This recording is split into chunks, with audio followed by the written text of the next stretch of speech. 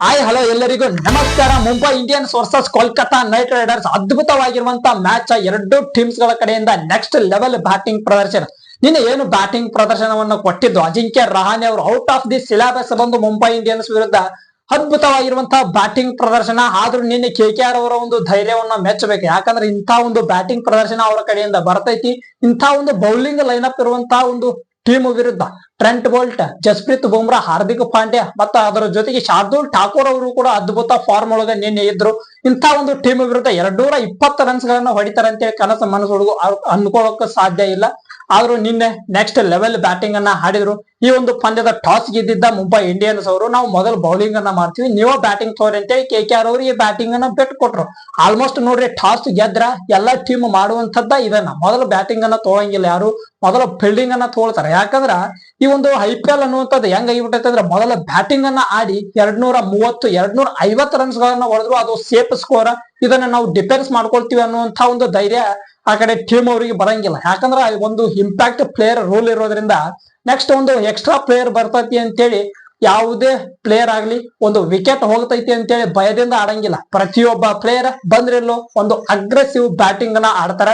ಹಿಂಗಾಗಿ ಮೊದಲ ಅವರು ಬೌಲಿಂಗ್ ಅನ್ನ ಆಯ್ಕೆ ಮಾಡ್ಕೊಂಡ್ರು. ಆದ್ರೂ ನಿನ್ನೆ ಕೆಕೆಆರ್ ಅವರ ಒಂದು ಧೈರ್ಯವನ್ನ ಮೆಚ್ಚಬೇಕು. ಔಟ್ ಆಫ್ ದಿ ಸಿಲೆಬಸ್ ಇಂದ ಬಂದು ನಿನ್ನೆ ರನ್ಸ್ ಗಳನ್ನ ಹೊಡೆದಿದ್ದಾರಪ್ಪ ಅಂದ್ರೆ ಕ್ಯಾಪ್ಟನ್, ಕೆಕೆಆರ್ ತಂಡದ ಕ್ಯಾಪ್ಟನ್ ಅಜಿಂಕ್ಯ ರಹಾನೆ ಅವರು. ಇದು ಟೆಸ್ಟ್ ಕ್ರಿಕೆಟ್ ಪ್ಲೇಯರ್, ಇದಕ್ಕೆ T20 ಒಳಗೆ ಏನು ನಿಗಂಗಿಲ್ಲ ಅಂತೇಳಿ ಮಾತಾಡಕತ್ತಿದ್ರು. ಇವರನ್ನ ಹೇಟ್ ಮಾಡಿದವರೆಲ್ಲ ಬಾಯಿ ಮುಚ್ಚಬೇಕು. ಅಷ್ಟು ಡೇಂಜರ್ ಖತರ್ನಾಕ್ ಬ್ಯಾಟಿಂಗ್ ಅನ್ನ ಆಡಿದ್ರು. 40 ಬಾಲ್ ಒಳಗೆ 67 ರನ್ಸ್ ಗಳ ಅದ್ಭುತ ಬ್ಯಾಟಿಂಗ್ ಪ್ರದರ್ಶನ ಅಜಿಂಕ್ಯ ರಹಾನೆ ಅವರಿಂದ ಬಂತು. ನಿನ್ನೆ ಯಾವ ಪ್ಲೇಯರ್ಗೂ ಕೂಡ ಅವರು ರೆಸ್ಪೆಕ್ಟ್ ಕೊಡ್ಲಿಲ್ಲ. ಪ್ರತಿಯೊಬ್ಬ ಬೌಲರ್ಗೂ ಧನ್ ಧನ್ ಧನ್ ಅಂತೇಳಿ 6 4 ಗಳನ್ನ ಹೊಡೆಯೋದಕ್ಕೆ ಸ್ಟಾರ್ಟ್ ಮಾಡಿದ್ರು. ಅವರ ಜೊತೆಗೆ ಮತ್ತೆ ಓಪನಿಂಗ್ ಬ್ಯಾಟ್ಸ್ಮನ್ ಆಗಿ ಬಂದಿದ್ರಲ್ಲ ಫಿನ್ ಅಲೆನ್, ಇವರ ಬಗ್ಗೆನೂ ಕೂಡ ಬಹಳ ನಿರೀಕ್ಷೆ ಇತ್ತು. ಯಾಕಂದ್ರೆ ಮೊನ್ನೆ T20 ವರ್ಲ್ಡ್ ಕಪ್ ಒಳಗ ಅಷ್ಟ ಡೇಂಜರ್ ಬ್ಯಾಟಿಂಗ್ ಅನ್ನ ಈ ಪ್ಲೇಯರ್ ಕೂಡ ಆಡಿತ್ತು. ನಿನ್ನೆ ಮ್ಯಾಚ್ ಒಳಗೂ ಖತರ್ನಾಕ್ ಬ್ಯಾಟಿಂಗ್ ಫಿನ್ ಅಲೆನ್ ಅವರು 17 ಬಾಲ್ ಒಳಗ 37 ರನ್ಸ್ ಗಳನ್ನ ಈ ಪ್ಲೇಯರ್ ಹೊಡಿತು. ಅದಾದ ಮ್ಯಾಗ ಫಿನ್ ಅಲೆನ್ ಅವ್ರದ್ದು ವಿಕೆಟ್ ಬಿತ್ರಿ, 37 ರನ್ ಹೊಡೆದವ್ರದ್ದು ವಿಕೆಟ್ ಹೋಯ್ತು.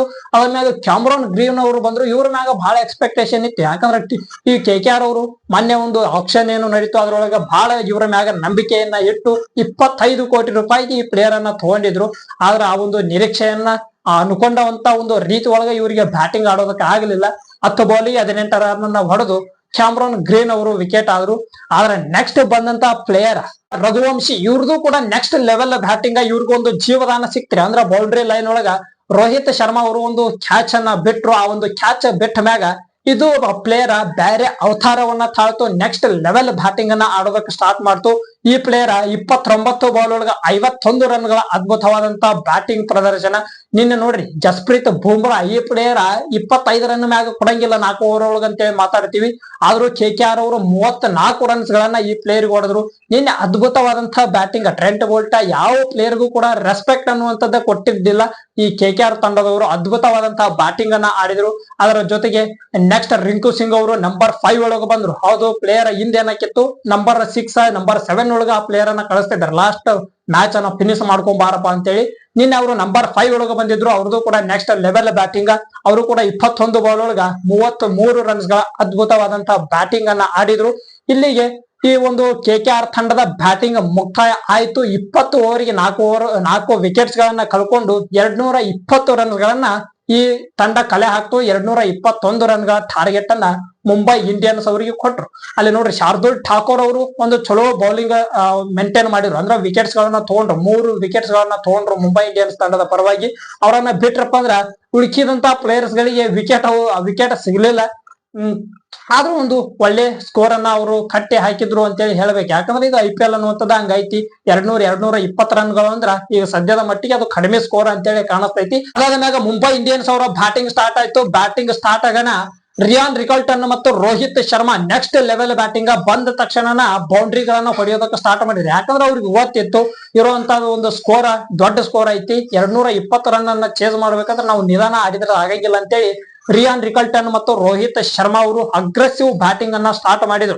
ಇಲ್ಲಿ ಏನಾದ್ರು ಒಂದ್ ಸ್ವಲ್ಪ 1ನೇ ವಿಕೆಟ್ ಅನ್ನ ಆದಷ್ಟು ಬೇಗ ಕೆಕೆಆರ್ ಅವರು ತಗೊಂಡು ಬಿಟ್ಟಿದ್ರಪ್ಪ ಅಂದ್ರ ಈ ಒಂದು ಮ್ಯಾಚ್ ಅವ್ರ ಕೈಯೊಳಗ ಇತ್ತು. ಆದ್ರ 1ನೇ ವಿಕೆಟ್ 148 ರನ್ಗಳ ಒಂದು ಪಾರ್ಟ್ನರ್ಶಿಪ್ ಈ 2 ಪ್ಲೇಯರ್ಸ್ ಗಳ ನಡುವೆ ಬಂತು. ಅದಾದ ಮ್ಯಾಗ ರೋಹಿತ್ ಶರ್ಮಾ ಅವ್ರದ್ದು ವಿಕೆಟ್ ಹೋಯ್ತು. 38 ಬಾಲ್ ಒಳಗ ಈ ಪ್ಲೇಯರ್ 78 ರನ್ಸ್ ಗಳ ಅದ್ಭುತ ಬ್ಯಾಟಿಂಗ್ ಅನ್ನ ಆಡಿ ತನ್ನ ವಿಕೆಟ್ ಅನ್ನ ಒಪ್ಪಿಸಿದ. ಆ ಕಡೆ ರಿಯಾನ್ ರಿಕಲ್ಟನ್ ಈ ಪ್ಲೇಯರ್ 43 ಒಳಗ 81 ರನ್ಸ್ ಗಳು. ಈ ಪ್ಲೇಯರ್ ಇನ್ನೂ ನಿಂತ್ಕೊಂಡಿತ್ತಪ್ಪ ಅಂದ್ರೆ ಸೆಂಚುರಿ ಕಂಪ್ಲೀಟ್ ಆಗುವಂತದ್ದಿತ್ತು. ಆದ್ರ ರನ್ ಓಡುವಂತ ಒಂದು ಅವಸರದೊಳಗ ಇದು ಪ್ಲೇಯರ್ ರನ್ ಔಟ್ ಆಯ್ತಿರಿಪ್ಪ. ಎರಡನೇ ರನ್ ಓಡಬೇಕಂತೇಳಿ ಅವಸರ ಮಾಡಿ ಹೊಂಟಿತ್ತು ಪ್ಲೇಯರ್. ಆ ಕಡೆಯಿಂದ ಸೀದಾ KKR ತಂಡದ ಒಬ್ಬ ಪ್ಲೇಯರ್ ಡೈರೆಕ್ಟ್ ಹಿಟ್ ಅನ್ನ ಹೊಡೆದ, ರನ್ ಔಟ್ ಆಯ್ತಿದ್ದು ಪ್ಲೇಯರ್. ಇದೋದ ಮ್ಯಾಗ ಮತ್ತೆ ಸೂರ್ಯಕುಮಾರ್ ಯಾದವ್ ಅವರು ಕೂಡ ತಕ್ಕ ಮಟ್ಟಿಗೆ ಬ್ಯಾಟಿಂಗ್ ಅನ್ನ ಆಡಿದ್ರು. ಇಂಪ್ಯಾಕ್ಟ್ ಪ್ಲೇಯರ್ ಆಗಿ ಬಂದ್ರು ಒಳಗಡೆ. ಇಂಪ್ಯಾಕ್ಟ್ ಪ್ಲೇಯರ್ ರೂಲ್ ಒಳಗ ಬಂದು 8 ಬಾಲಿಗೆ ಒಂದು 16 ರನ್ ಅನ್ನ ಹೊಡೆದು ಇವ್ರದ್ದು ಕೂಡ ವಿಕೆಟ್ ಹೋಯ್ತು. ನೆಕ್ಸ್ಟ್ ತಿಲಕ್ ವರ್ಮಾ ಅವರು ಬಂದ್ರು. ತಿಲಕ್ ವರ್ಮಾ ಅವರು ಬಂದ ಒಂದು 14 ಬಾಲಿಗೆ 20 ರನ್ ಅನ್ನ ಈ ಪ್ಲೇಯರ್ ಹೊಡಿತು. ಇನ್ನು ನೆಕ್ಸ್ಟ್ ಹಾರ್ದಿಕ್ ಪಾಂಡ್ಯ ಮತ್ತು ನಮನ್ ದೇರ್ ಅವರು ಒಂದು ಫಿನಿಶಿಂಗ್ ಟಚ್ ಕೊಡಬೇಕಂತೇಳಿ ಬಂದ್ರು.